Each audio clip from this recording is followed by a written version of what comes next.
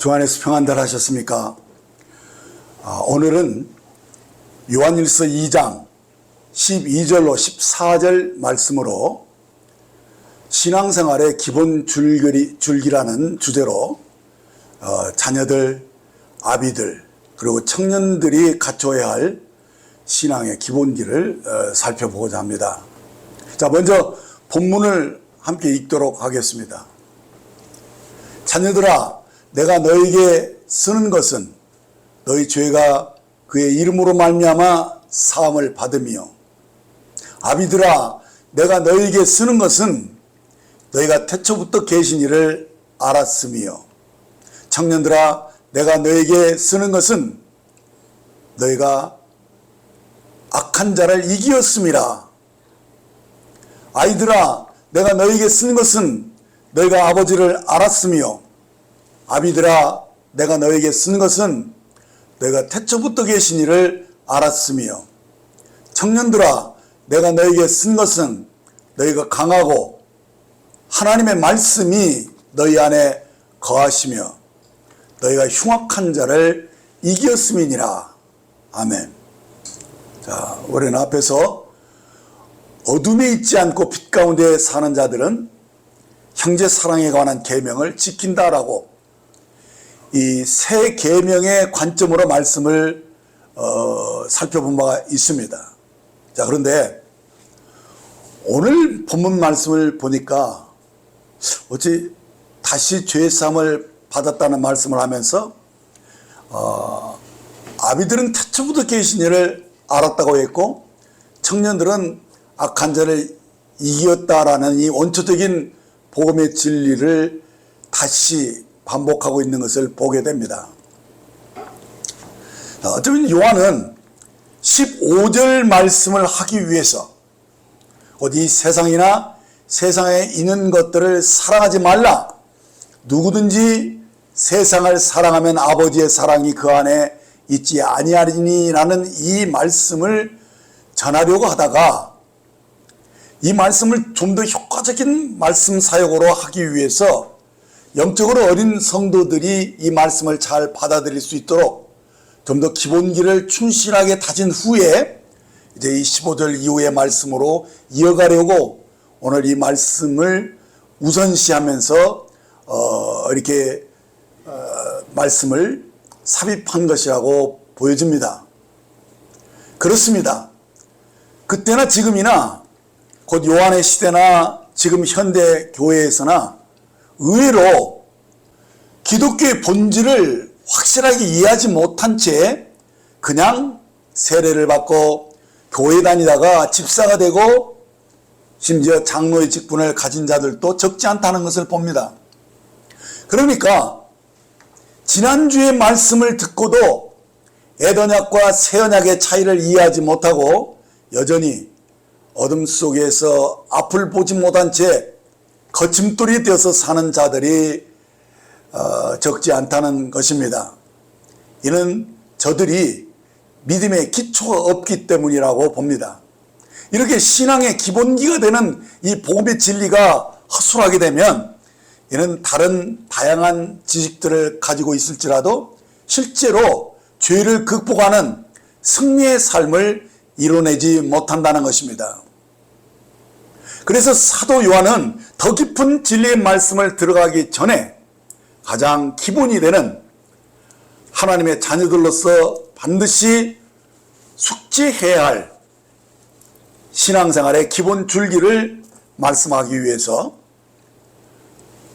먼저는 죄사함의 확고한 그런 믿음을 강조하고 있고 그리고 나아가서 하나님과 화목한 가운데서 계속 성장해 가려면 태초부터 계신 이를 알아야 하는 이 필수 과정이 있어야 함을 강조했고 그리고 나서 이 영적인 청년으로서 악한 자를 이겼다라는 이 복음 진리를 좀 더 명확하게 선파하기를 원했던 것 같습니다. 왜냐하면 신앙생활의 이 기본이 되는 이 복음의 줄기를 반드시 알아야 하기 때문입니다.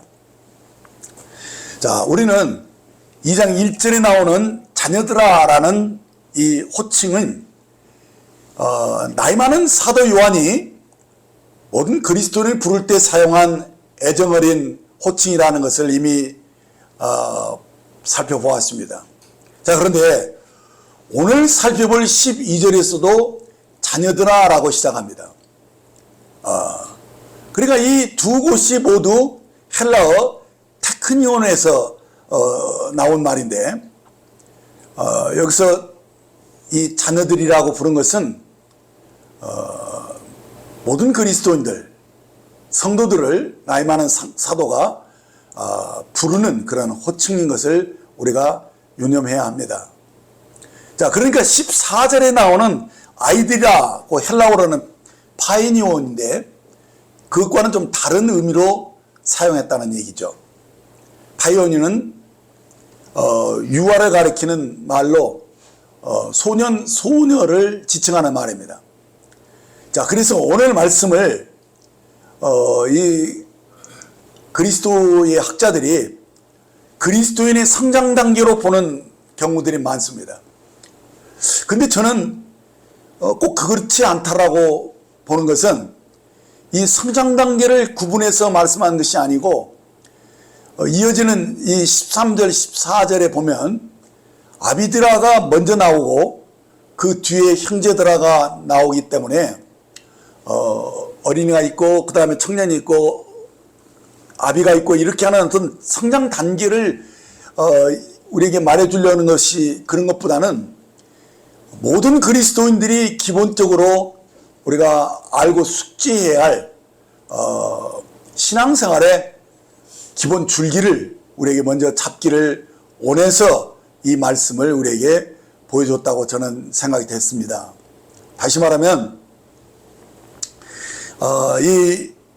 먼저 이 죄사함에 대한 확신을 갖는 것이 중요하기 때문에 이것이 어린 그리스도인에게도 해당되는 말씀이라고 보지만 이것은 어린 그리스도인에게만 해당되는 게 아니고 모든 그리스도인들이 신앙생활에서 가장 기초가 되는 것이 죄사함에 대한 확신입니다. 그리고 이제 태초부터 계신 일을 계속 알아가는 과정 속에서 우리가 성장한다는 것을 우리가 깨닫게 되고, 그리고 무엇보다도 이 청년들이 영적인 청년이 되어서 악한 자를 이기는 그런 삶을 우리가 기본적으로 가져야 한다라고 말씀한 것이라고 보여집니다. 그런데 14절에서 또 자녀들아라고가 쓰이지 않고 아이들아라, 파이니온으로 바꿔서 이게 쓴 것을 보면 이 말씀이 또 이 어린아이 단계에서 청년 단계로 또 아비유 단계로 이렇게 계속 올라가는 그런 어떤 신앙의 그런 필요한 말씀인 것으로도 풀이될 수 있다라고도 봐집니다. 자, 아무튼 간에 이 말씀은 모든 그리스도인들에게 정말 절대적으로 필요한, 우리 성장에 필요하고 우리 삶에 요긴한 그런 기본적인 진리인 것을 우리들이 알 수가 있습니다. 자, 이와 같은 배경을 염두에 두고 오늘 말씀을 하나씩 살펴보도록 하겠습니다. 이제 12절 말씀부터 보겠습니다. 자녀들아, 내가 너에게 쓰는 것은 너희 죄가 그의 이름으로 말미암아 사함을 받았으며 라고, 이 말씀은 모든 그리스도인들이 반드시 알고 믿어야 하는 진리면서 동시에 영적으로 갓 태어난 초기 단계에 있는 어린 성도들에게 절대적으로 필요한 복음의 진리라고 봅니다. 자, 우리가 이 진리를 더 강력하게 인식하기 위해서 제가 부정문 형태로 이 말씀을 한번 살펴볼 것입니다. 그러니까 이 말은 무슨 말이냐? 그리스도인들은 죄를 용서받기를 갈망하는 자들이 아니라는 것입니다. 우리는 이미 죄 사함을 받은 자라는 것을 말씀하는 것입니다. 달리 말하면 우리는 죄 사함의 확신을 얻지 못한 자가 아니고 이미 그 이름으로 죄 사함을 받았다는 것을 확실하게 말씀하고 있는 것입니다. 그랬을 때 우리는 자신의 이 선한 공로로 죄성을 받으려고 애쓰는 자가 아니며 또 죄가 용서됐다는 것을 그려 알아가는 그런 단계에 있는 사람들이 아니라는 것입니다. 많은 이들이 당신은 죄사함을 받았습니까? 이렇게 질문을 하면 예, 그렇게 되기를 원합니다. 이렇게 대답하는 사람들이 있는가 하면 이렇게 죄사함 받기를 위해서 용서받기 위해서 기도하고 있어요. 이렇게 대답하는 분들이 의외로 많다는 거예요. 왜냐면 예수를 믿고 죄사함을 받았다는 말을 들었는데도 또다시 죄를 짓고 있거든요. 그래 이런 부분들이 혼란스럽기 때문에 여전히 자기가 죄 아래서 있는 사람으로 이렇게 혼란스러워하는 것입니다. 그러나 요한이 지금 말씀하고 있는 이 요지는 너희 죄가 그의 이름으로 말미암아 사함을 받았으며 이렇게 명확하게 죄 사함이 이미 이루어진 것으로, 그래서 죄 사함의 확신을 가져야 한다는 것을 우리에게 말씀하고 있다는 거예요. 그러므로 내가 죄 사함 받기를 원합니다. 이렇게 말하는 것은 아직은 자신이 죄 사함을 받았다는 것을 확신하지 못하고 아직도 그것을 전적으로 이 진리를 믿지 못하고 있는 상태인 것입니다. 그래서 그런 식으로 말하는 사람들을 우리는 도와줘야 됩니다. 그에게 확신을 가질 수 있도록. 그래서 그리스도가 어떻게 해서 우리 모든 죄를 다 해결하고 처리하셨는지 그 부분에 대해서 더 자세하게 말씀을 드릴 필요가 있는 것이죠. 그래서 이런 분들을 위해서 제가 다시 한번 복음을 간략하게라도 여러분들에게 전하고자 하는 것입니다. 그래서 우리 주님이 얼마나 온전하게 완벽하게 우리 죄를 해결해 주셨는지 이 부분을 정말 사람들에게 인식하도록 해야 되는 것입니다. 지난주에도 제가 말씀드렸죠. 이것은 죄사함을 얻게 하려고 많은 사람을 위하여 흘리는 바 나의 피 곧 언약의 피니라 라는 이 말씀을 우리가 살펴볼 때 이 죄사함이라는 단어가 이 킹제임스 성경에는 리미션으로 이렇게 기록이 됐어요. 이 리미션이라는 말은 어떤 의미를 가졌느냐? 그저 죄가 용서되고 씻기고 이런 수준이 아니라 근원적으로 죄를 제거해버렸다. 그런 의미의 말인 것입니다. 그러니까 이것은 법적으로 사면을 받았다. 그런 의미예요. 그러니까 이는 더는 죄에 대한 책임이 없다는 말이기도 합니다. 왜냐하면 그 사람이 예수님의 피로 이제 무죄 상태가 되었기 때문에 의롭담을 얻은 의인이 되었다는 말을 확실하게 이 문서로 말씀하고 있는 것입니다. 그러니까 이 말에 대한 이 이미지를 그림으로 우리가 딱 이렇게 보고 확신할 수 있는 것이 뭐냐면 시편 103편 12절 말씀이에요. 동이 서에서 먼 것 같이 우리의 죄가를 우리에게서 멀리 옮겼었다. 이렇게 표현을 하고 있는 거예요. 그러니까 보세요. 생각해 보세요. 동과 서가 어떻게 정말 멀잖아요. 그런 것처럼 우리의 죄가를 완전하게 다 주님이 옮겨 놓으셨다라는 의미를 가졌다는 것입니다. 그런데도 아직도 많은 이들이 이 죄 사함에 대해서 좀 막연하게 생각하는 거예요. 그래서 죄 사함을 받았는데 왜 어떻게 받았는지 이것을 확실히 모르니까 하도 많이 죄 사함에 대해서 들었기 때문에 자기 나름대로 이렇게 생각을 하는데 뭘 근거를 하느냐? 하나님이 사랑이시니까 하나님의 사랑으로 우리 죄가 다 덮어졌다라고 생각하는 사람들이 있고요. 또 어떤 사람은 그래도 우리는 세상 사람보다는 틀리지 않느냐. 우리들은 그래도 착하게 살려가고 실제로 저들보다 얼마나 우리는 더 착하게 사냐. 그러니까 그것을 가상하게 여기서 우리 죄를 용서해 줬다고 생각하는 분들이 많아요. 근데 그렇지가 않아요. 하나님은 얼마나 정확하신 분이고 공의로우신 분입니까?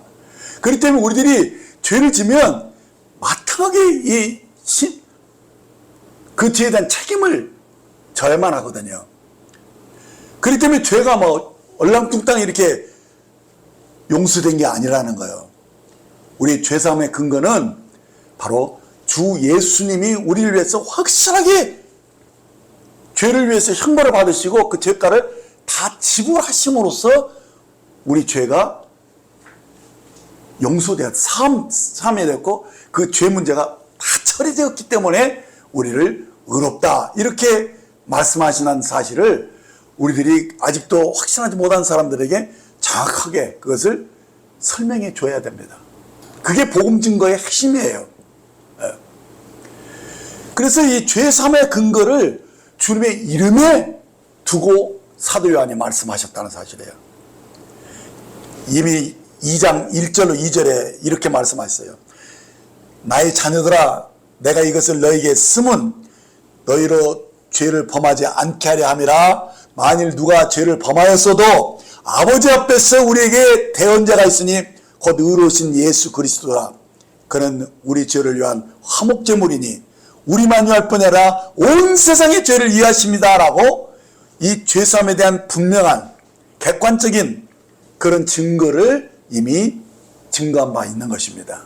그래서 이런 말씀들을 실제로 딱 펴서 보여주고 이것 봐라 이렇게 말씀하고 있지 않느냐 하면서 사람들에게 믿음을 확증시켜 주는 일들을 할 필요가 있습니다.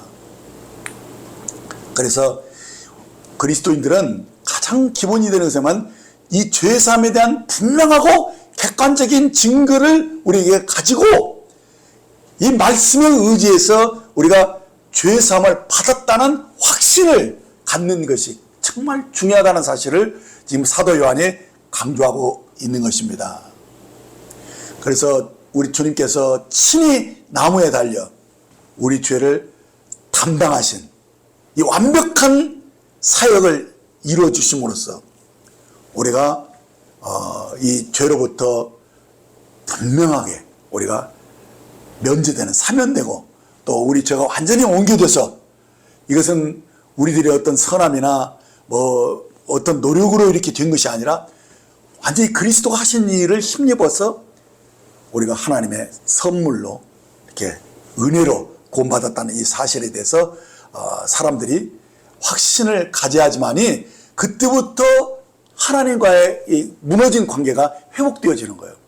원래 죄라는 것은 하나님과 우리 사이가 나눠졌다는 뜻이고 그 결과로 우리가 사망에 왔다, 죽었다 그런 뜻이잖아요. 그렇기 때문에 죄사함을 가지면서 하나님을 다시 만나게 되고 이제 이 사망에서 건짐을 받고 우리가 하나님의 생명을 얻게 됐다는 이 사실에 대해서 사람들이 막연한 것에 대해서 완전히 자유케 돼야 돼요. 이사야서 53장 5절 6절을 우리가 그것을 딱 제시해 줄 수 있어요.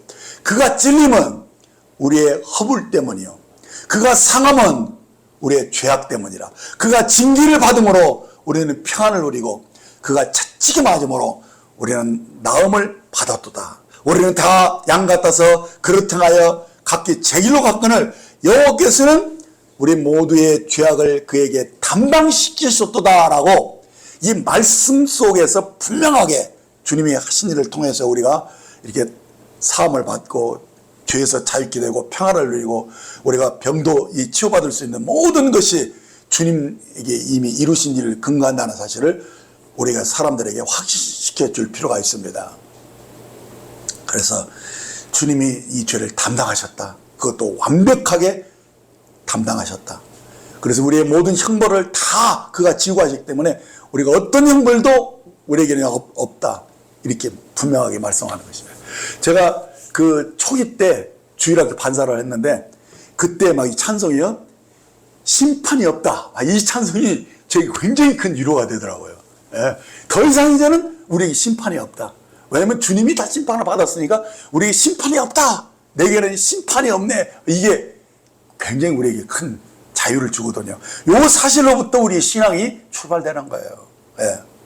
그렇습니다. 그리고 이후에 또 정확히 몰랐을 때 또다시 죄 짓고 막 이렇게 하니까 너무너무 힘들었는데, 그 다음에는 영원한 속죄가 정확하게 알게 되면서 진짜 그때부터는 정말 자유케 되는 놀라운 은혜가 있었어요. 히브리서 9장 12절 14절을 보면 염소와 송아지의 피로 아니하고 오직 자기 피로 영원한 속죄를 이루사 단번에 성소에 들어가셨느니라. 염소와 홍수의 피와 및 그 암송아지의 죄로 부정한 자에게 뿌려 그 육체를 정결케 하여 거룩하게 하거든. 하물며 영원하신 성령으로 말미암아 흠없는 자기를 하나님께 드린 그리스도의 피가 어찌 너희 양심을 죽은 행실에서 깨끗하게 하고 살아계신 하나님을 섬기게 하지 못하겠느냐라는 이 말씀이 저를 다시 한번 온전한 그런 구원의 확신으로 들어가게 해줬습니다. 자, 이렇게 주 예수님이 자기 피로 영원한 속죄를 이루어주셨다. 그래서 단번에 지성소에 들어가신 것처럼 정말 우리가 주님이 영원한 속죄를 통해서 과거의 증거뿐만 아니라 지금 현재도, 그리고 또 우리가 연약해서 넘어져서 또 죄 짓잖아요. 그것까지도 다 한꺼번에 다 그 빚을 다 갚아 주신 상태에서 우리를 영접하셨기 때문에 우리들이 이제는 더 이상 이 죄 자체에 대해서 이제는 아무런 책임이 없다. 그분이 다 하신 것이다. 영원한 속죄를 이루신 것이다. 단번에 지성소에 들어가신 것처럼 우리도 이제는 하나님 앞에 그 단번에 하나님 면전에 나갈 수 있는 그런 담력을 우리가 얻게 된 것이다. 이것을 설명해 주면서 사람들에게 메이크 센스가 돼야 돼요. 이것이 영의 어떤 뭔가 이것에 대해서 그렇구나 라는 확신을 이렇게 줌으로써 신앙이 시작되는 거예요. 그래서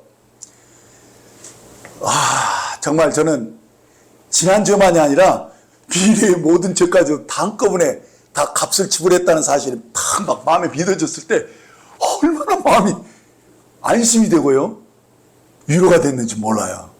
예.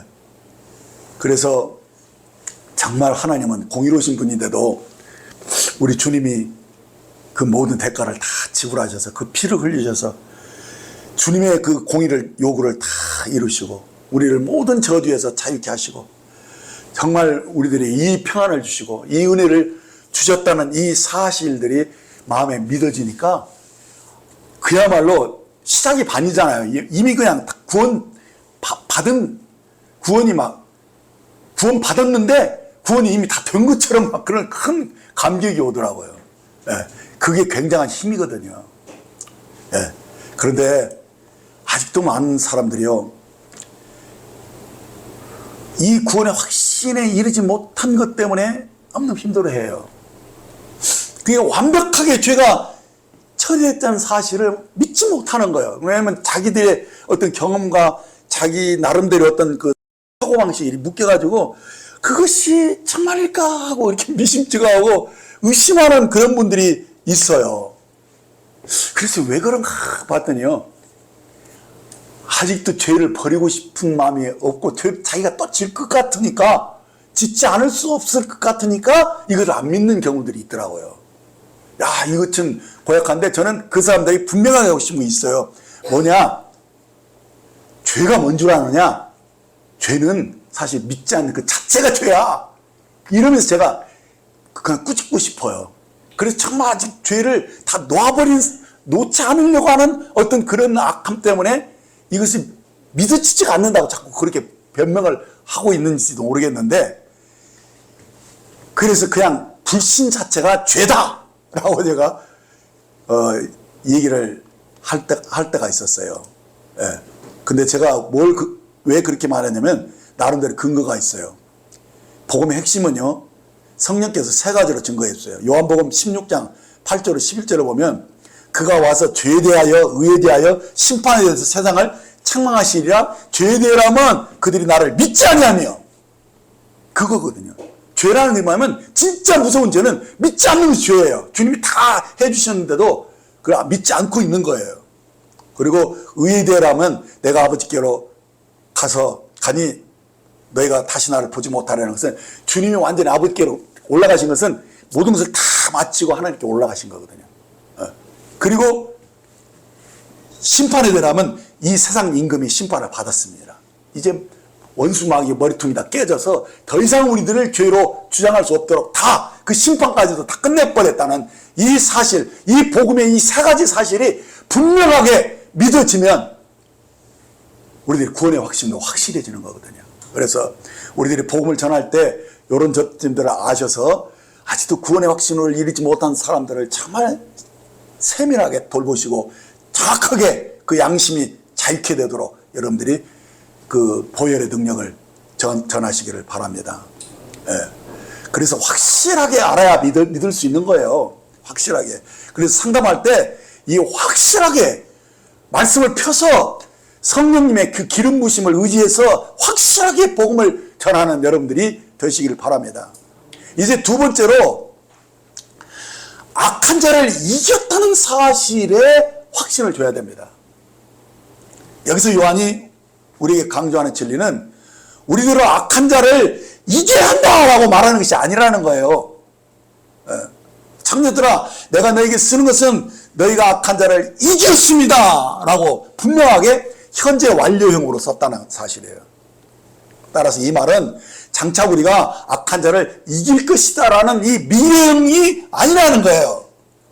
우리는 이미 세상 임금이 예수님이 십자가에서 죽으실 때 그 뱀의 머리가 박살이 나고 이 마귀가 자기 권세를 빼앗긴 것을 분명하게 선포하셨다는 사실이에요. 그래서 악한 자가 이미 심판을 받았어요.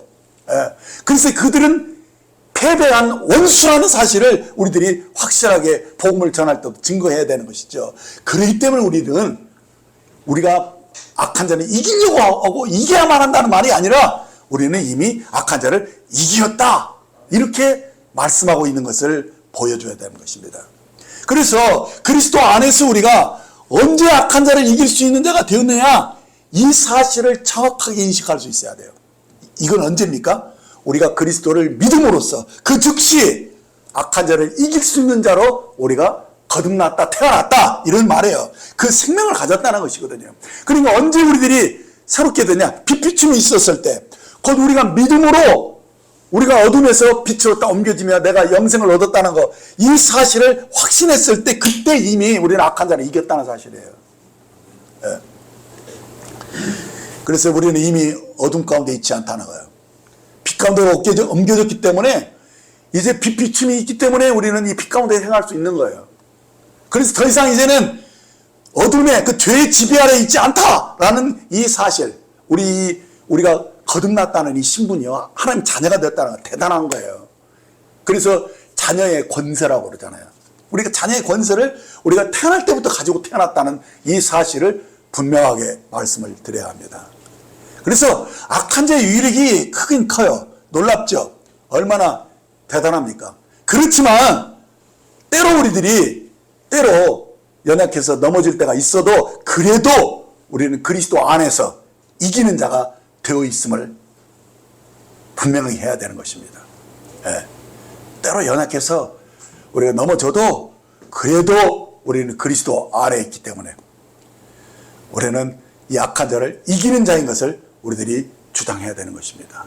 그래서 더 이상 이제는 속지 말아야 됩니다. 더 이상 이제는 마귀를 두려워하거나 이렇게 그렇게 해서는 안 됩니다. 사실은 왜 자꾸 사람들이냐면 죄를 계속 사랑하고 머무르려고 하기 때문에 그딴 생각들을 하는 거거든요. 그래서 죄의 사람의 확신을 가진 사람은 다시는 그것과는 상관이 없는 것임을 분명히 해야 되는 것입니다. 그것이 사실 승리예요. 우리가 지난날에 어둠 속에 살았던 건 사실이에요. 죄의 지배 아래에 있었던 거 맞아요. 그렇지만 지금은 아니라는 거예요. 우리는 이 모든 죄를 탕감받았고 이제 사면되었기 때문에 이제 그러면서 주님 안으로 들어와서 믿고 구원받았기 때문에 주님과 하나로 연합된 자라는 거예요. 그래서 주님의 그 부활 생명이 나의 생명이 되었기 때문에 내가 하나님의 의를 가졌고 나는 거룩하게 살 수 있는, 그래서 더 이상 이제는 어둠으로 행하지 않고 빛 가운데서 형제를 사랑할 수 있는 그런 능력을 이제 구원받을 때, 빛비침이 있을 때 그때 이미 시작되었다는 사실을 분명히 해줘야 돼요. 그래서 구원의 확신, 곧 죄의 사함을 받았다는 확신과 함께 이제는 악한 자도 이겼다라는 사실이 처음부터 그냥 딱 기본부터 기초부터 그렇게 초유를 먹을 때부터 그냥 그 승리가 그 속에 들어와 있는 것을 인식시켜 줘야 된다는 것입니다. 그래서 우리는 늘 이 시험과 유혹을 거절할 수 있고 이길 수 있는 그런 하나님의 자녀다. 우리는 이런 신성한 능력을 우리가 이미 가지고 있다라는 사실들을 확실하게 인식시켜 줘야 되는 것입니다. 14장 하반절을 보시면 청년들아 내가 너에게 쓴 것은 너희가 강하고 하나님의 말씀이 너희 안에 거하시며 너희가 흉악한 자를 이겼습니다 라고 말씀해 주고 있는 거예요. 그렇습니다. 우리 안에 성령님이 오심으로 인해서 우리에게 시험과 유혹이 역사할 때 이를 능히 이길 수 있는 그런 성령님의 도우심이 나타나는데 무엇으로 나타나냐? 항상 말씀으로 나타나요. 말씀이 우리를 건지시거든요. 근데 그 말씀이 어떤 게냐? 바로 레마의 말씀으로 성령의 검으로 탁 역사하시기 때문에 우리가 하여금 이 악한 자를, 흉악한 자를 이길 수 있는 힘을 성령님이 공급하시기 때문에 그렇습니다. 이 성령이 있었다는 것은 너는 내 것이다 라고 하나님이 도장 찍은 거 아니에요. 그렇죠? 그렇기 때문에 성령이 오셨기 때문에 성령님이 우리를 보호하시는 거예요. 이렇게 말씀을 그때그때마다 주시는 거예요. 레마의 말씀을 주셔서 그때부터 이 말씀 자체가 우리에게 힘이고 능력이기 때문에 이 생명 공급이 말씀을 통해서 주어지기 때문에 우리는 강하고 그랬습니다. 그래, 강하고. 우리는 강해요. 강하고 하나님의 말씀이 우리 안에 거한다는 사실이에요. 그래서 흉악한 자를 이긴다. 이렇게 말씀하고 있음을 보면서 우리가 구원받은 사람들은 죄사함을 받은 사람들은 이미 그 속에 생명이 있기 때문에 우리는 이 생명의 능력으로 모든 것을 이긴다는 사실이에요. 네. 로마서 5장 17절 말씀을 보십시오. 한 사람의 범죄로 말미암아 사망이 그 한 사람을 통하여 왕노릇하였은즉 더욱 은혜와 의의 선물을 넘치게 받는 자들은 한 번 예수 그리스도를 통하여 생명 안에서 왕노릇하리로다 라고 말씀하고 있지 않습니까? 그렇죠? 우리가 과거에는 정말 아담의 그 후손이었기 때문에 아담이 지은 죄 때문에 사망이 모든 사람에게 사망이 왕노릇했어요. 그래서 죄의 종으로 살 수밖에 없었던 건 맞아요. 그런데 이제 우리 구원받았잖아요.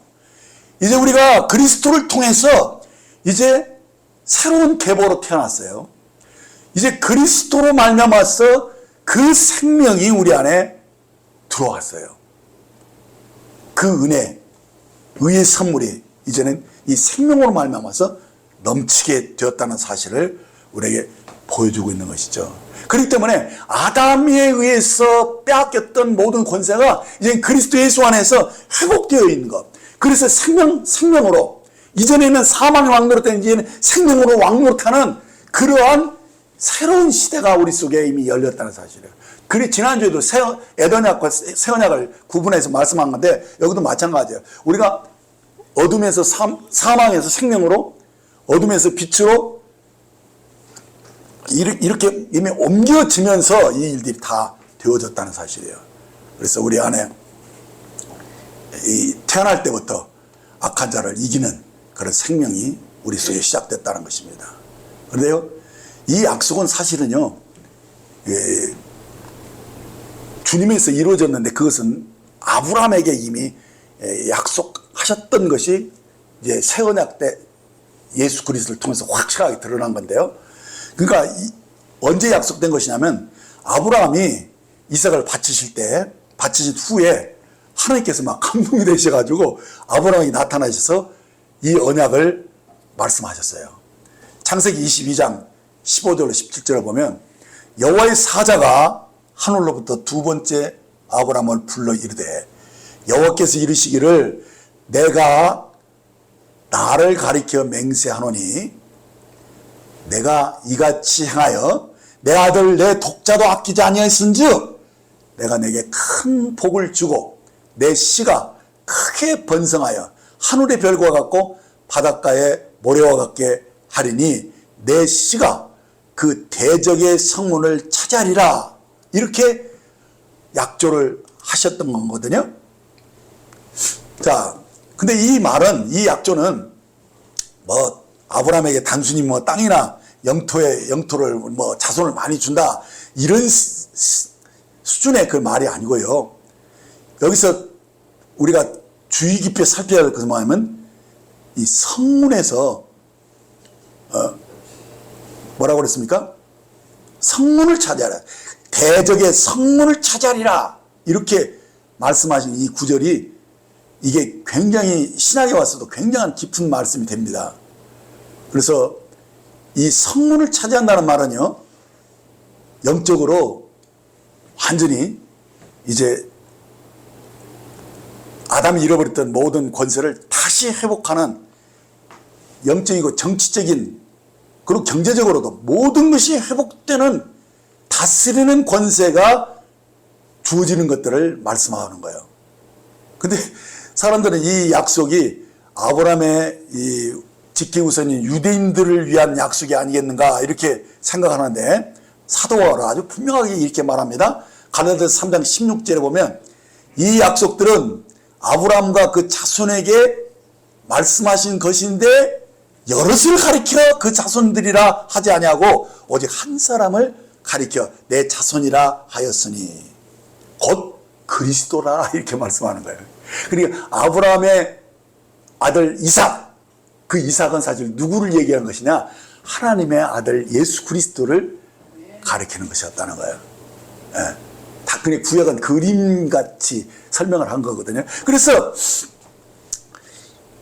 우리가 여기서 확실히 알 수 있는 것은 우리는 그럼 어떻게 되냐? 그리스도 안에서 우리가 아브라함의 씨다라는 사실을 사도 바울이 분명하게 명세하고 있죠. 그렇기 때문에 우리들이 뭐냐? 그리스도 안에 있다는 이 말에 엄청난 의미가 있어요. 그리스도 안에서 바로 우리가 이 약속을 함께 받았다는 거예요. 공동상속자가 되었다는 말씀입니다. 그래서 이 말씀이 이제 이렇게 명쾌하게 박혀집니다. 마태복음 16장 18절 19절을 보면 너는 베드로라 내가 이 반석 위에 내 교회를 세우리니 음부의 권세가 이기지 못하리라. 내가 천국 열쇠를 내게 주리니 내가 땅에서 무엇이든지 매면 하늘에서도 매일 것이요 내가 땅에서 무엇이든지 풀면 하늘에서도 풀리리라 라고 이 음부의 권세를 제압할 수 있는 이 천국의 열쇠를 사용할 수 있는 권세가 교회에게 우리에게 주어졌다는 사실이에요. 우리에게 하나님 나라를 위해서 이 세상 시스템을 다스릴 수 있는 권세가 회복되었음을 선포하고 있는 것입니다. 그래서 이 아브라함의 축복은 결코 수동적이 아니에요. 천국은 침노하는 자의 것이라고 말씀하셨어요. 그래서 이 진리를 믿고 믿음으로 이 권세를 사용하는 사람에게 이 복이 임한다는 사실이에요. 아멘. 그래서 베드로전서 2장 9절에 그러나 너희는 택하신 족속이요 왕같은 제사장들이요 거룩한 나라요 그 소유된 백성이니 이는 너희를 어두운 데서 불러내어 그의 기이한 빛에 들어가게 하신 이의 아름다운 덕을 선포하려 하십니다 라고 하신 이 말씀 그대로 우리가 그리스도 예수 안에서 왕같은 제사장이 되었다는 사실이에요. 그래서 이제 우리가 이제 그리스도의 이름으로 이 권세를 사용하는 이 천국 열쇠를 사용하는 그런 사람들이 되었다는 사실을 분명하게 알고 인식을 하고 이제는 이것에 우리가 믿음을 화합하는 삶을 살아야 된다는 거예요. 이 말은 무슨 말이냐? 내가 왕같은 제사장이라는 그 마인드를 가지고 담대하게 살아야 된다. 그런 말씀인 거예요. 우리는 말이라는 것은 자기 믿는 말을 말하는 거예요. 그래서 우리들이 이렇게 내가 왕같은 제사장인 사실을 믿는 사람들은요, 이제는 왕처럼 제사장처럼 우리들이 말도 바뀌어야 되고 그 말한 대로 또 행동도 그렇게 바뀌어진 줄로 믿습니다. 이것이 바로 우리들이 이제 아담을 빼앗겼던 통치권을 그리스도 안에서 우리가 되찾았다는 이 사실을 분명히 해주고 있는 거예요. 그래서 우리가 거듭날 때 이미 악한 자를 이겼다 이기었다 이러는 이 사실을 분명히 하면서 나는 다스리는 자다. 나는 왕 같은 제사장이다. 라는 이 마인드가 우리 속에 분명하게 있어야 된다는 사실입니다. 그래서 왕은 다스리는 자인 것입니다. 그래서 구걸하지 않습니다. 우리는 기도할 때도 주세요 주세요 이렇게 하지 않습니다. 이건 내 것인데 뭘 달라고 그렇게 할 필요가 뭐 있습니까? 그렇죠? 이 마인드를 우리들이 분명히 가져야 돼요. 왕은 다스리는 자다. 구걸하지 않는다. 그래서 예수의 이름으로 명령하는 거예요. 우리는 권세를 행사하는 자라는 사실을 우리들이 인식을 하고 우리가 매일 이 의식을 가지고 담대하게 살아야 돼요. 그래서 우리는 성공하거나 부자가 되려고 애쓰는 자가 아니라는 거예요. 우리는 이미 그리스도와 함께 공동상속자가 되었다는 거예요. 이 약속하신 말씀을 붙들고 이 말씀을 우리들이 고백하고 그리고 행동하는 거예요. 그래서 단순합니다. 그러나 아직도 구원받았다는 많은 이들이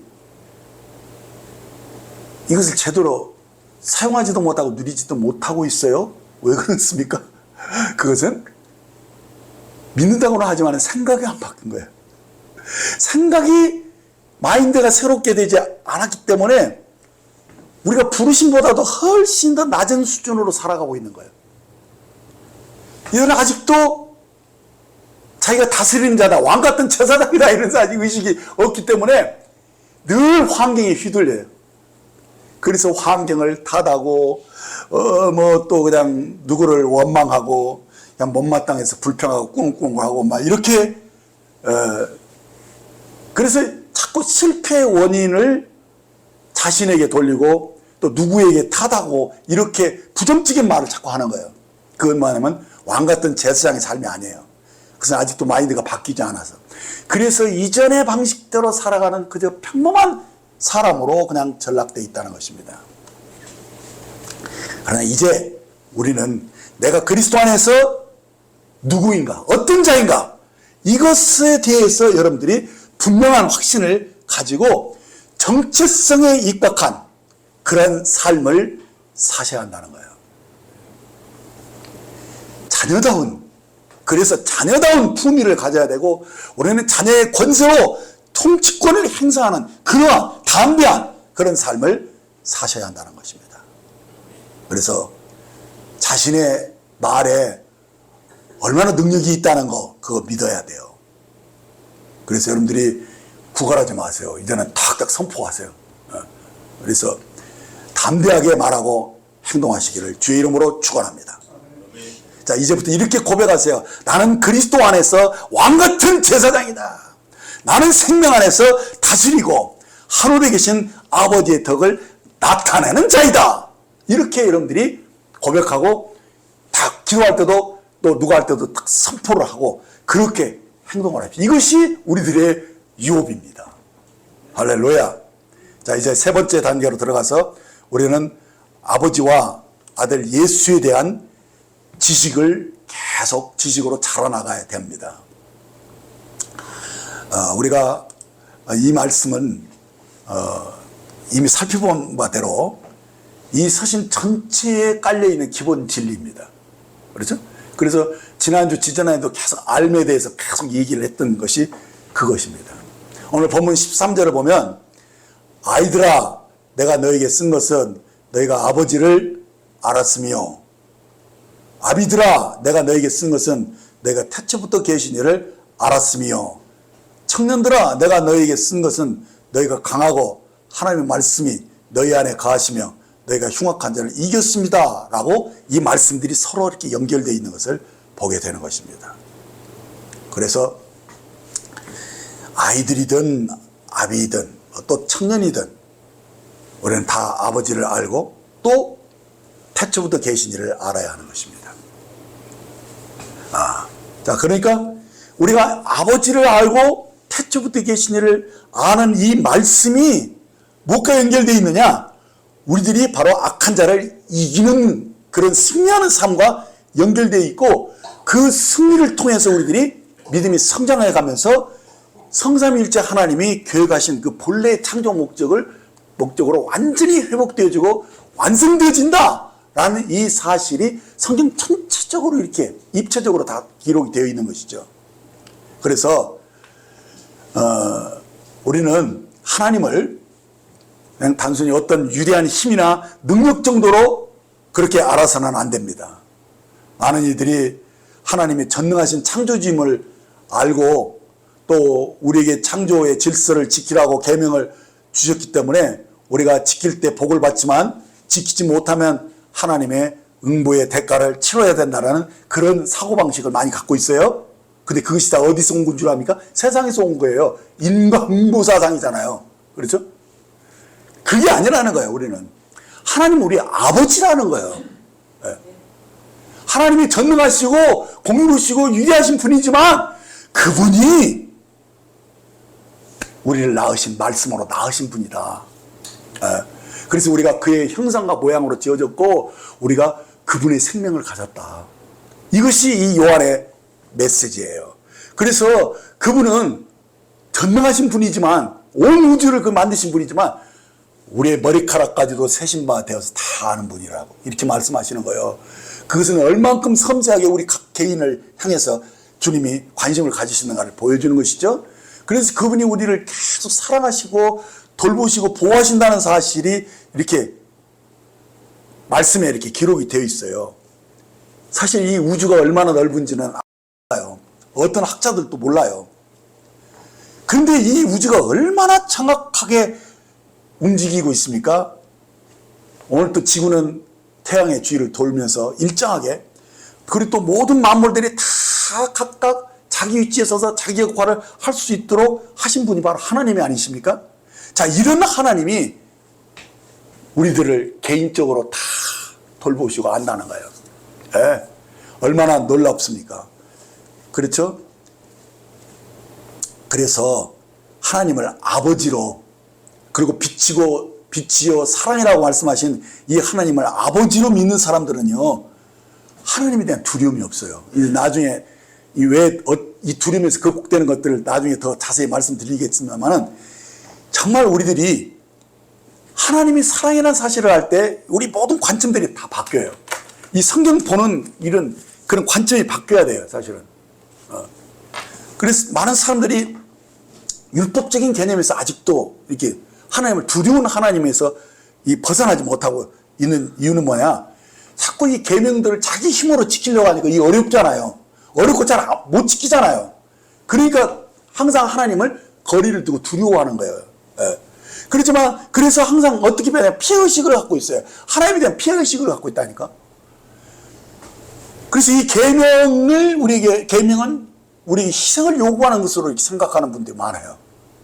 와, 그거 지키려면 무지개 어려운데, 그러려면 우리 복 받으려면 무지개 애써야 되는데, 이런 개념 속에 있기 때문에 늘 허덕이고 쫓기고 막 불안하고 막 이렇게 자기가 뭔가를, 그러니까 세상 사람들은 하나같이 말하기 그러면 내가 하지 않고는 아무것도 거저되는 일이 없다. 그들 속에 뼛속 깊이 그 사상이 붙잡혀 있는 거예요. 그러니까 은혜와 이 사랑으로 하나님의 우리를 은혜로 대하신다는 사실에 대해서 믿지를 못해요. 내가 하지 않고는 누가 아무도 안 도와준다. 이 세상에 공짜가 어디냐. 이 사상이 너무 깊이 들어가 있기 때문에 그들이 이 보이는 것들, 그리고 또 그 성공, 이런 것들이 다 묶여서 살 수밖에 없는 거예요. 근데 하나님 만나면 이것에서 자유케 되죠. 정말 창조의 목적에 일치된 그런 삶이 무엇인지를 알게 되는 거예요. 그것이 진정한 자유예요. 그래서 정말 이 주님이 우리에게 영원전부터 쭉 계획하신 것들을 이루어 가시는데, 성령님 오셔서 우리 마음에 소원을 두고 그것을 행하셔서 그분이 사실은 다 이루어 가시거든요. 그래서 우리 속에는 이 안식이 있는 거잖아요. 그리고 믿음이 있고 소망이 있고, 그리고 사랑이, 하나님의 그 본성이 우리 속에서 나오는 거예요. 생성되어 나올 수 있는 그런 엄청난 은혜를 입은 것이죠. 그래서 여기서 사도 요한이 태초부터 계신 이를 안다는 말을 이렇게 자꾸 강조하잖아요. 그 이유가 무엇입니까? 바로 우리들이 하나님의 계획 속에서 하나님이 이 은혜 안에서, 이 은혜로서 모든 것이 다 온전케 되어져서, 그러니까 우리는 그리스도 안에서 이미 창세전부터 택정함을 입잖아요. 그죠? 그런 것들, 이런 것들이 다 이렇게 감안되어서 이런 단어들이 나온 거예요. 이 말씀들이. 그래서 이 생명 안에서 우리가 태초부터 이 계시녀를 아는 거, 이게 굉장히 중요한데, 여기서는 알았으며 이렇게 말을 합니다. 현재 완료를 쓰기 때문에 현재 완료하는 것은 언제부터 이미 시작된 것이 지금까지도 계속 되어 있는 것을 현재 완료형이라고 그러거든요. 근데 그런 의미뿐만 아니라 계속 현재이기 때문에, 계속 현재이기 때문에 계속 알아가는 일이 계속돼야 되는 말씀이기도 하는 것이죠. 그런 의미를 가지고 우리가 이 알미, 주님과의 이 사귐 속에서 계속 그 아버지를 알고 태초부터 계신 이인 그리스도를 아는 거, 이것이 신앙생활에서 가장 중요한 진리라는 사실을 여러분들 인식을 하셔야 되는 거예요.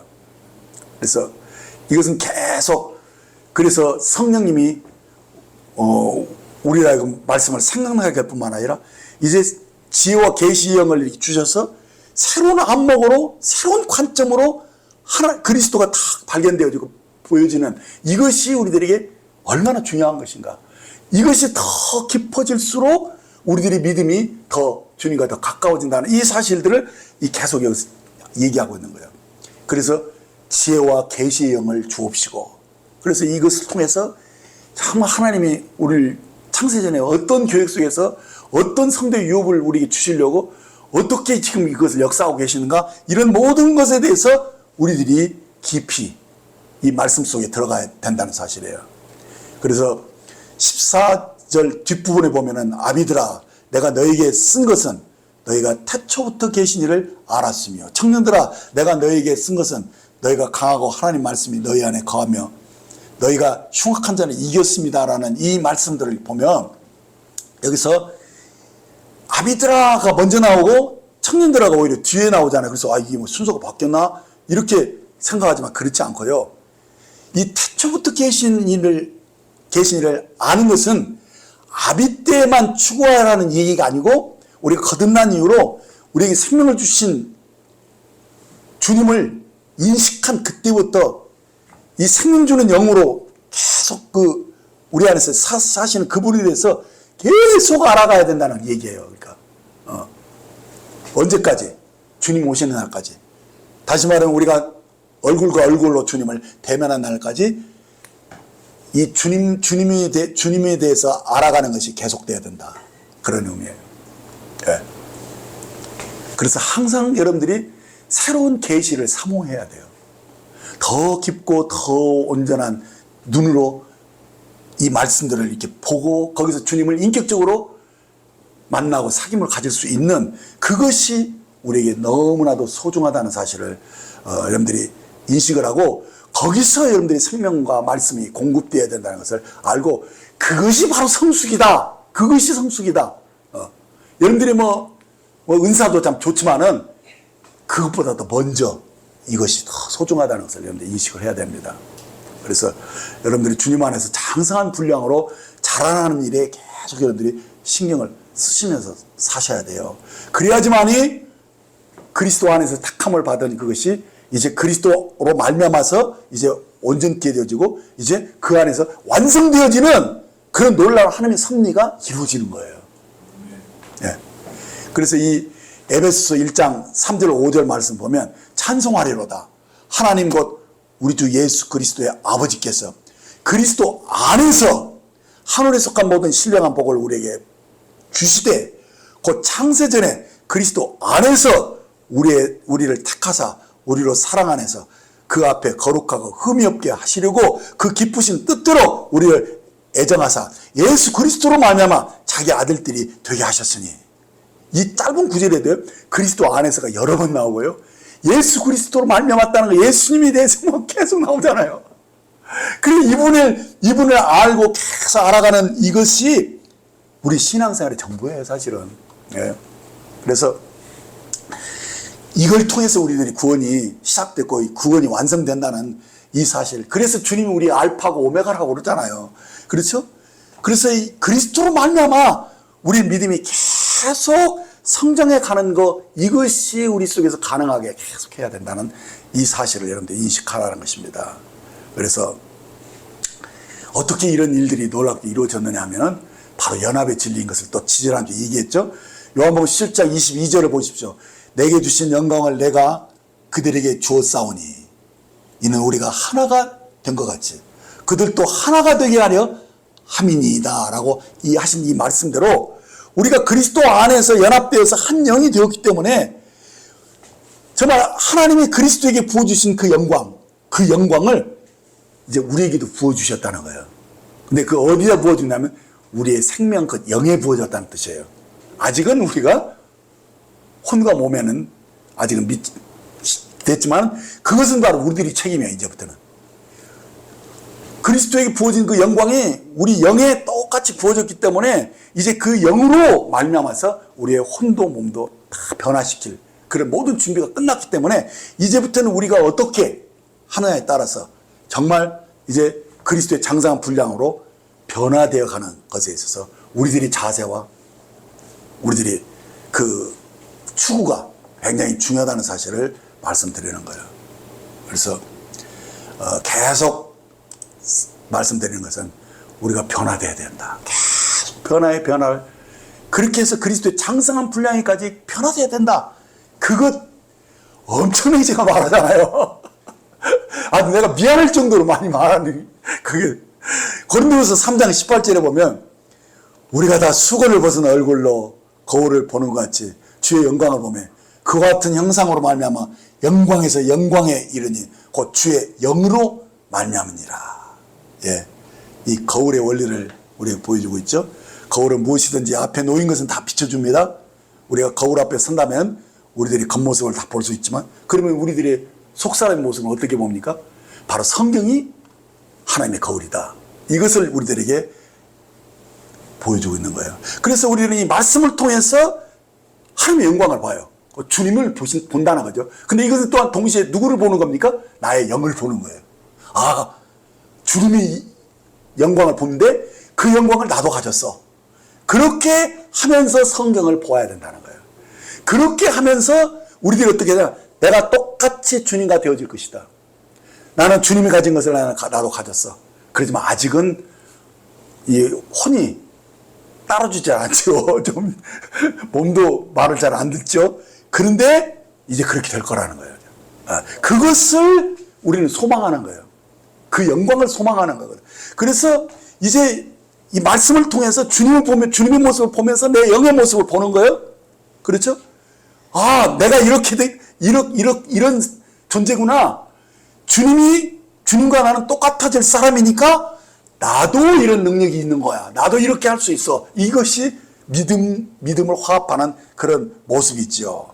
자, 그래서 우리들이 분명하게 자기 정체성을 가져야 되는데 고린도서 1장 30절에 보면 너희는 하나님으로부터 나서 그리스도 예수 안에 있고 예수는 하나님께로 나와서 우리에게 지혜와 의로움과 거룩함과 구원함이 되셨으니 라고 하신 이 말씀 이 속에서 보면 우리가 하나님께로 나서 예수 안에 있다는 거예요. 그래서 예수님 안에 있는 그 지혜와 의로움과 거룩함과 구원함이 나에게도 있다라는 사실을 분명하게 말씀해 주고 있는 거예요. 그래서 이 성경에 나와 있는 예수님의 모습은 곧 나의 모습이다. 이런 관점으로 성경을 보시라는 거예요. 자꾸 내가 이것을 지키려고 하고 막 그렇게 들려고 애쓰는 것이 아니라 내가 나라는 것을 보여주는 거니까 이건 자연스럽게 그래 나를 딱 보면 와 내가 이런 존재야? 아멘 하면서 그렇게 그냥 말하고 행동하라 이거요. 지키려고 하지 말고 이미 그냥 여러분들이 모습인데 뭐 다시 들려고 할 필요가 뭐 있어. 그렇죠? 그런 의미예요 지금. 그래서 주님이 여기서 모습이 성경에 계속 나오잖아요. 에? 근데 주님은 세상의 임금을 파하셨잖아요. 만물을 그가 마음대로 다스리시잖아요. 그래서 아담의 이 주님의 모습은요, 아담이 빼앗겼던 그 권세를 그리스도 안에서 이미 회복된 것을 보여준 거거든요. 그래서 주님이 행하신 것처럼 나도 행할 수 있다라는 이 믿음을 계속 여러분이 키워야 돼요. 이 믿음을. 그래서 우리 주님이 바람과 파도를 향해서 잠잠하라 이렇게 명령하시잖아요. 엄청나죠, 그죠? 또 귀 막힌 자들을 듣게 하시고 장염을 보게 하시고 쩔뚝발이를 일어나게 해서 걷게 하시고 심지어 죽은 자를 일으키시는 이 장면들 하나하나가 사실은 뭡니까? 주님의 모습이지만 이것은 우리들의 영의 모습이기도 하다는 거예요. 우리도 그렇게 할 수 있는데 그런데 왜 못하느냐? 우리들이 그것을 믿지 않기 때문에. 그리고 주님과 똑같은 능력과 그 본질이 있다라고 주님 증거하시는데도 그 사실을 인식하지 못하거나 우리 육신에서 남아있는 이 세속적인 그런 그 생각들이 있잖아요. 그런 세속적인 그런 생각들이 그것을 거절하고 있는 거거든요. 자꾸. 믿지 못하게 하는 거예요. 그래서 이 아직 육신에 남아있는 이 생각이 이 하나님의 영으로 우리에게 계시되고 있는 이 말씀에 복종하지 않는 거예요. 자꾸 두려워하고 의심하기 때문에 그것이 일치가 안 되어서 우리들의 이런 기적들이 안 나타나는 것이죠. 그래서 지금 우리들이 추구하는 것은 뭐냐? 이 성경을 보면서 여러분들이 정죄받으려고 성경 보는 거 아니에요. 아, 그렇구나 라고 깨닫고 인식을 하면서 나도 이렇게 할 수 있다라는 믿음을 우리들이 키우는 건데, 이 믿음을 키우는 것은 뭐냐? 내 세속적인 혼의 그 지식들을 거절하는 거예요. 거절하고 하나님 말씀과 일치시키려고 하고 그것을 믿습니다라고 입으로 자꾸 고백을 하고 이렇게 하면서 결국은 우리가 주님을 사랑으로 이렇게 연합된 자인 것을 깊이 인식하며 사는 것을 훈련해야 된다는 거예요.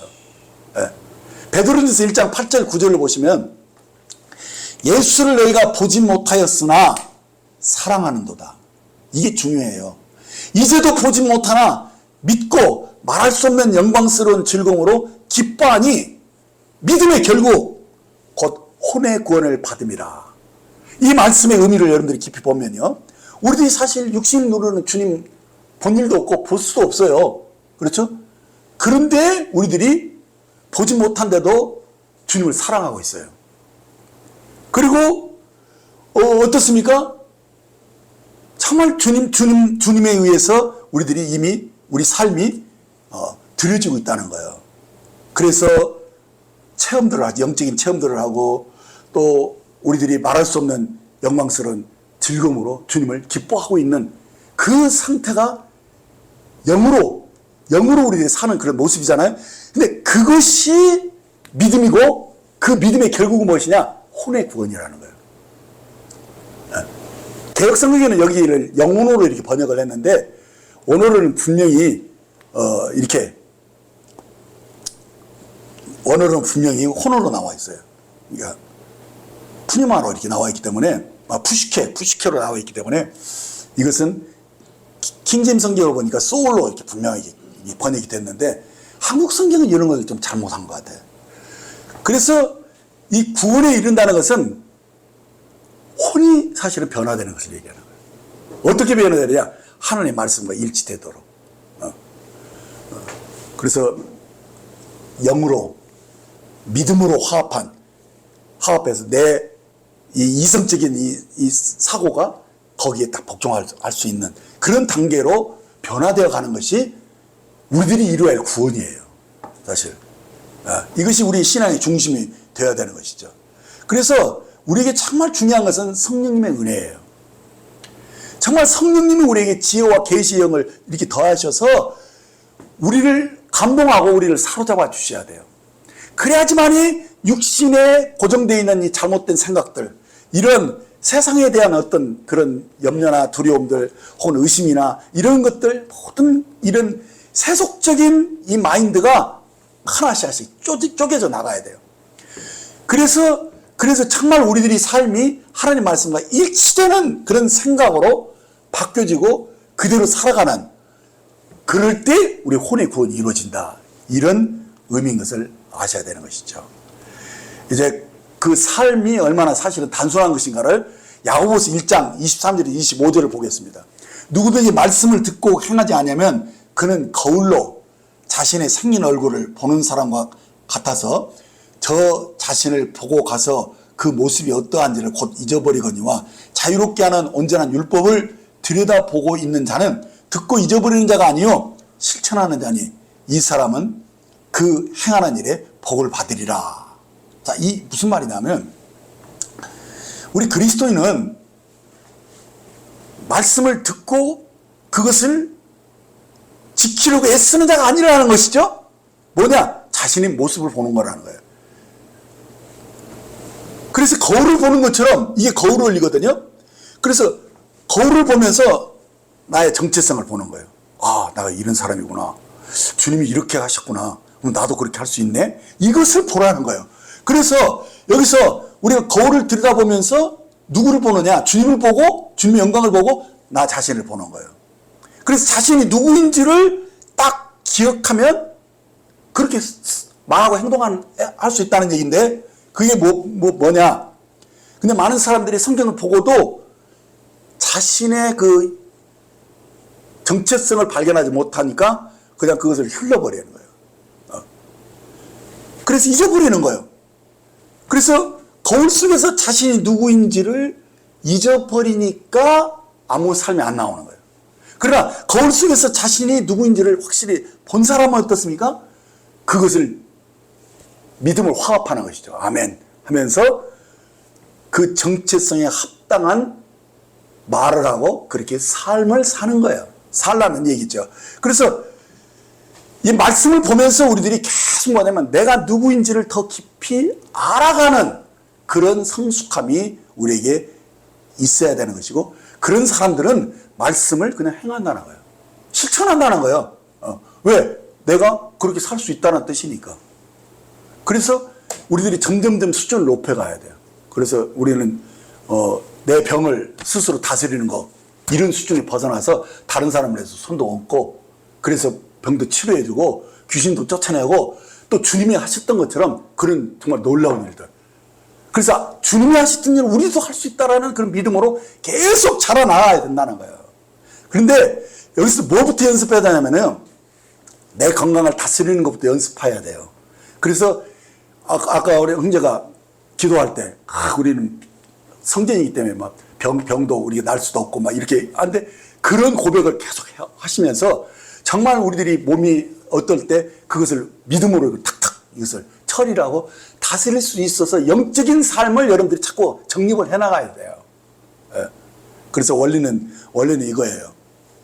자, 의사가 나의 몸을 검진했을 때 어떤 종양이 발견돼 가지고 그것을 암이라고 진단을 내렸어요. 예, 의사는 자신의 식견으로 그것을 진단했어요. 그러나 우리가 그것에 좌우될 필요가 없는 거예요. 왜냐하면 우리는 그보다 훨씬 더 차원이 높으신 하나님의 말씀이 있으니까. 하나님의 말씀이 우리의 거울이기 때문에 하나님의 말씀이 나에게 뭐라고 해주는 것을 우리는 더 높은 견해로 봐야 된다는 거예요. 그래서 하나님 말씀을 보니까 우리는 이미 하나님의 성전이에요. 하나님의 생명이 있기 때문에 죽을 육체도 살리신다라고 말씀하고 있기 때문에 어떤 병이 현실적으로 있어도 우리가 뭐 팩트를 부정하지는 않아요. 그래도 그것이 나와 합당하지 않다는 거예요. 그것은 바깥에서 들어온 도둑이나 마찬가지고 그것은 나도 모르는 사이에 자기가 숨어 들어온 하나의 원수이기 때문에 이것이 불법이라는 것을 알고 쫓아내면 된다는 얘기예요. 그래서 이것을 책망하고 쫓아내라는 얘기예요. 그래서 여러분들이 자꾸 선포하고 기도 속에서 내가 누구인지에 대한 그런 확실한 정체성을 가지고 믿음으로 우리가 사는 거예요. 그래서 우리가 거울을 보고 내가 누구인지를 아는 거, 말씀을 보고 자꾸 우리 믿음이 그렇게 혼의 구원이 자꾸 이루어져 가면 갈수록 우리들이 더 높은 경지에 들어가서 우리들이 정체성에 입각한 그러한 승리하는 삶이 우리 삶 속에 자연스럽게 나타나진다는 사실이에요. 우리는 이기는 자로 부르심을 받았다는 거예요. 오늘 여기까지 말씀을 듣도록 하겠습니다.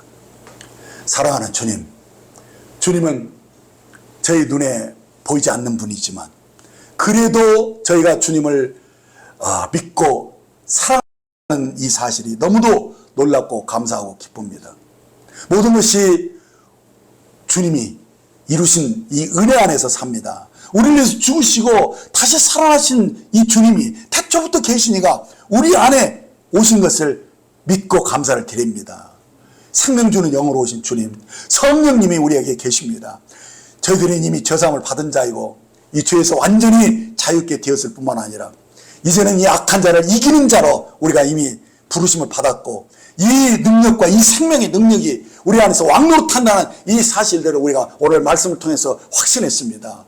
주님, 내 속에 숨어 들어온 모든 도적들, 이 거짓 영들, 이 악한 것들은 우리 주 예수님으로 명하니 떠나라고 명령할 수 있는 그런 담대함을 갖게 하시고 이제 세상을 다스리는 그런 모습으로 아담이 잃어버렸던 모든 이 권세를 이제 그리스도 안에서 회복된 이 놀라운 사실들을 알고 악한 자를 이미 흉악한 자를 이겼다는 이 놀라운 사실 위에서 우리의 삶에 새로운 진보가 있기를 원합니다. 아버지, 이 말씀대로 우리 속에서 이루어지는 것들을 보게 하여 주옵소서.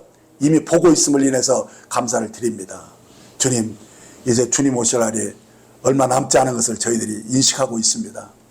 주님, 정말 어서 오시옵소서. 주님을 사모합니다. 그러나 우리 주변에 아직도 주님께로 돌아오지 않은 많은 사랑하는 이들이 있음을 봅니다. 저들을 불쌍히 여기시고 저들을 구원하여 주옵소서. 주님, 저희들에게 기도하게 하시고 성령의 은사가 불듯이 일어나게 하셔서 주님, 이 은사를 통해서 영혼들에게 복음을 전하고 영혼들이 돌아오도록 주님 역사하시고 일하시는 것을 목도하게 주옵소서.